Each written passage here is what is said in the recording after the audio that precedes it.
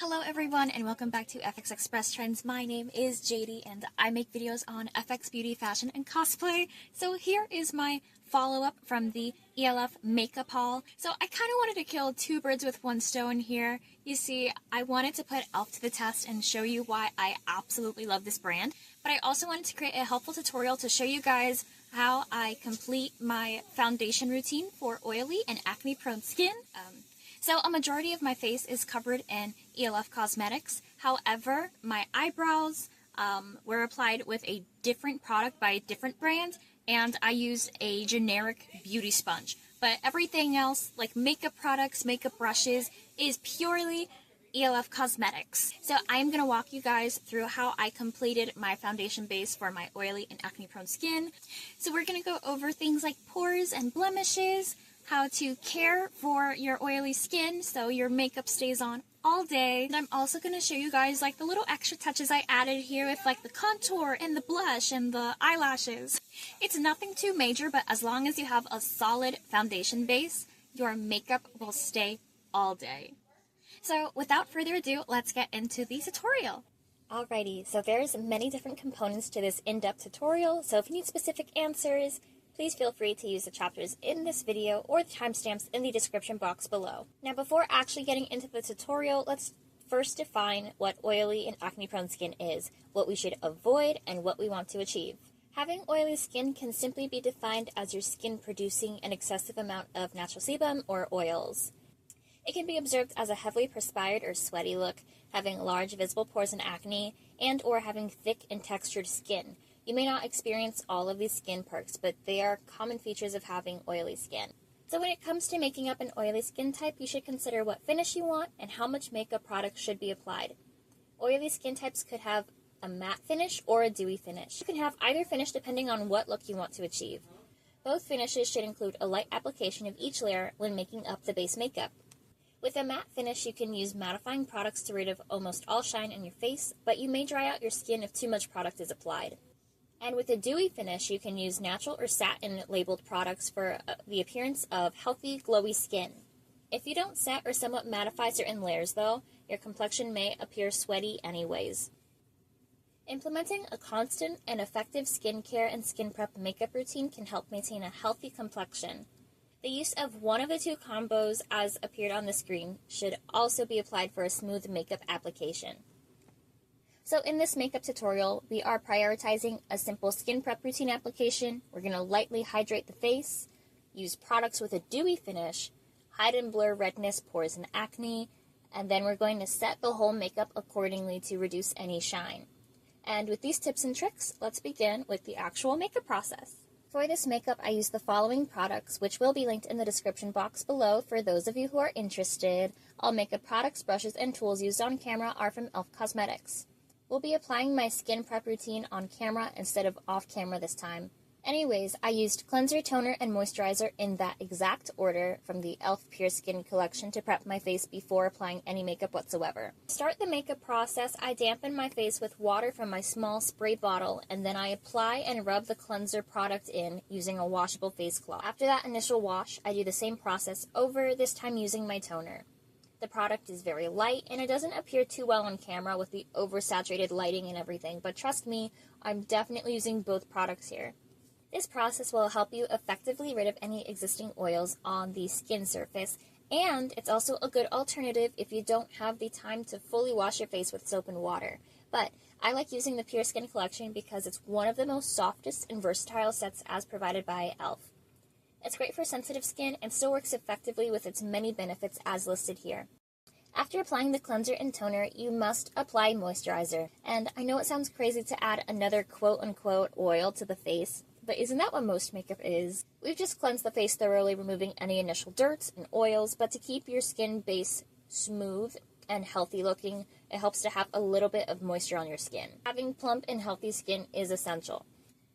This is a great moisturizer to have, honestly, as it's not too greasy, and if you do end up putting a lot, I find that it quickly locks into the skin instead of feeling weird and cakey like other moisturizers. It's a very forgiving formula. But still, for oily skin, I recommend the tiniest amount because a little bit of product does go a long way, and you don't want a gross buildup of any residue. Before continuing with the base makeup, I like to draw on my eyebrows first so that the moisturizers and primers I use later don't make the area too greasy, which can hinder how long it takes to create new eyebrows. Returning to base makeup prep, I reach for my holy grail e.l.f. product, which is the E.L.F. Hydrating Camo Concealer. This is an amazing multi-purpose concealer, which I always use for correction and brightening. Today, I'm going to show you 2 ways that I use it, starting with my eyes. I like to apply some product as an eyeshadow primer. It'll help brighten the eyes and make any eyeshadow colors pop, especially because of its bright whitish base. I also use it to cover any gray spots left over from shaping my eyebrows. And a little bit does go a long way, especially since using concealer as an eyeshadow primer can cause more creasing in your eye looks. Now, you could use the e.l.f. Lock It Down eyeshadow primer instead, but I'm using this concealer. It's just what I'm used to.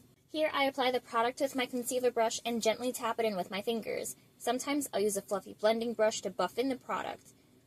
Next up, we'll be using the Hydrating Camo Concealer to correct the face, but first we must apply this amazing E.L.F. Poreless Putty Primer all over the face. By the time I apply the primer, the previously applied moisturizer is already set. So here I'm grabbing a spatula and applying a little bit of my product to my mixing palette. Now, I like dotting and rubbing in the product all over with my fingers, but you may also use any sponges or brushes that you like. It's important to place the primer all over, but if you want to minimize pores and hide any visible blemishes or redness, you should place a little bit extra. Once the primer is applied, I like to cover my pores, blemishes, and acne scarring with concealer. I aim for a nice dewy look with as light an application as possible, but sometimes I'll heavily apply the product. Beware how much you put on though, because it may look more sweaty than dewy, and that's not what we want to achieve with this base makeup routine. Also, it can make textured skin appear more prominent. When I'm done applying the concealer, I gently tap the product into the skin with my fingers. Again, you could use a sponge or a brush as you like, but make sure to avoid rubbing the product and really tap it in to prevent the smudging of any kind of makeup, really. Depending on how clear your skin is will help you decide how much coverage you'll need when it comes to concealer. And if you do end up using a lot of concealer, make sure that the foundation layers are light. I find that if your skin is a little bit more clearer, you can get away with a more heavier application of concealer or foundation, but it's nice to choose one over the other so it doesn't look too cakey or textured. So I'm taking a quick little detour and applying the e.l.f. Bite Size Lip Balm in Mint to the lips.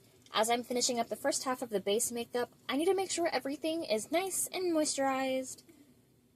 This is the lip balm meant for my makeup kit, so I have to be consistent with hygiene, always practicing hygiene. If you're ever sharing makeup, having a mixing palette and a spatula are a must.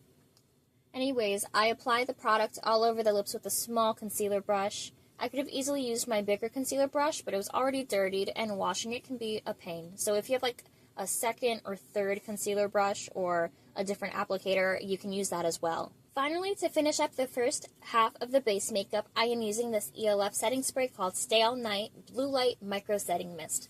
They have many other setting sprays, yes, but I like using this one particularly because it has a lightweight veil and it helps whenever I'm recording or photographing any new makeup looks. Your product of choice is up to preference. Just make sure it has a light formula that'll help hold the concealer corrections done previously, and spray generously. This is especially important for me and my eyebrow situation. And now onto the second half of the base makeup.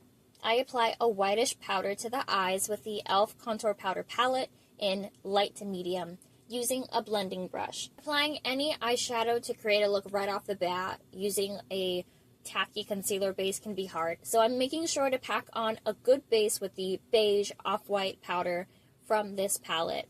I've used eyeshadows, light highlighters, glitters, and much more top concealer for the base of the makeup look. So depending on what your look needs, don't be afraid to get creative with the eyes, and if there's any fallout, it can easily be covered up with the foundation that we will add later.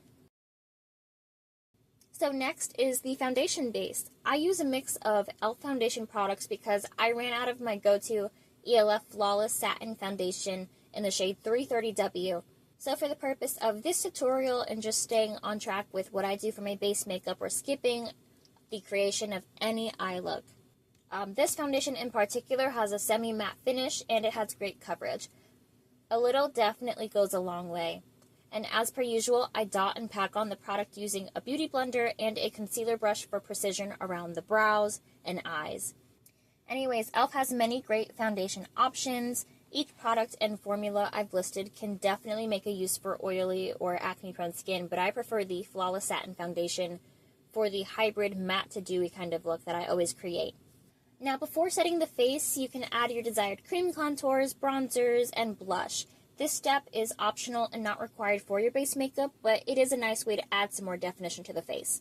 So here we're going in with the e.l.f. Halo Glow Contour Beauty Wand in shade light to medium. I wish the shade range was greater because the shade seems a bit light on my complexion, real life, than it does on camera, but I love how it doesn't have the usual orange undertones like most contours and bronzer kits do. I'm applying this to the nose, the cheeks, and the temples.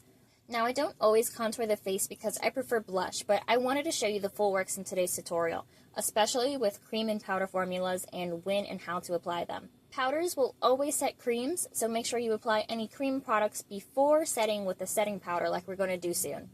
Okay, so we're almost done with the makeup look, and this is the last necessary step of the base makeup routine. I am now setting the face with the E.L.F. Halo Glow Setting Powder in the shade Medium with a thicky e.l.f. powder puff. At this point in the makeup, the base makeup is light and dewy, but I still have that sweaty look.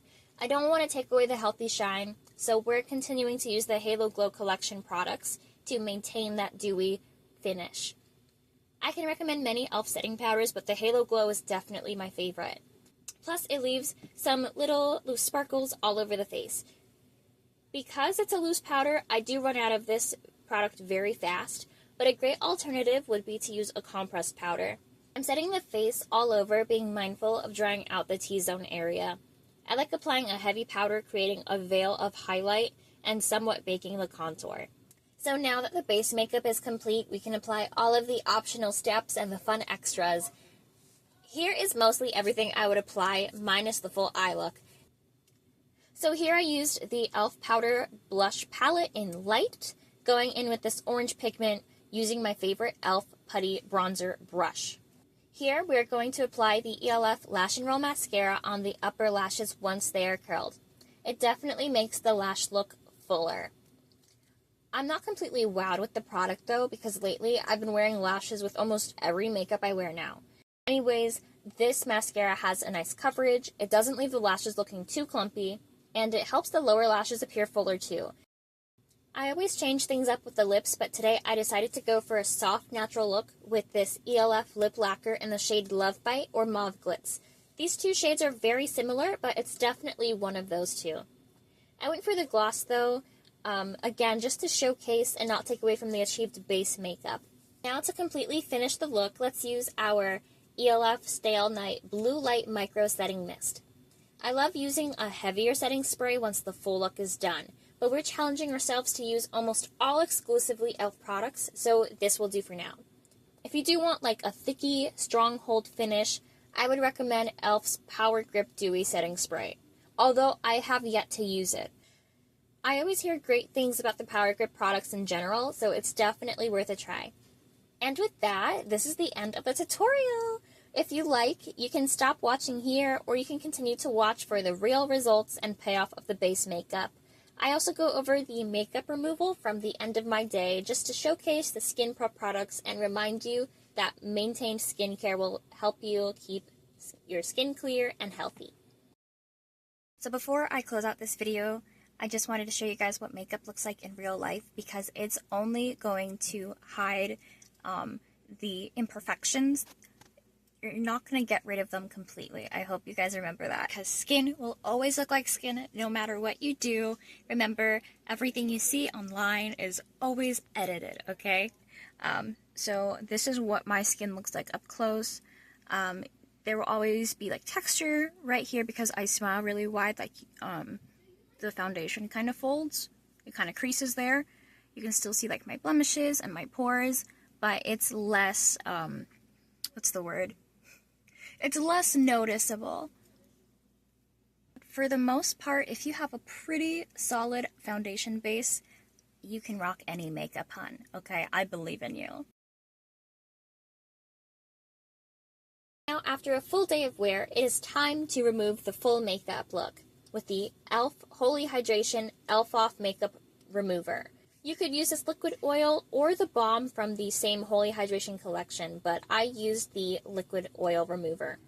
It quickly removes a majority of the makeup efficiently, as you can see it in the half and half comparison, both with and without the makeup on. I always use a lot of product for my eye looks and especially my eyebrows, so I'm always super surprised to see the product just wipe away in like 1 to 2 swipes so easily. After I'm done removing the first layers of makeup with my washcloth, I return to the E.L.F. Pure Skin Set again.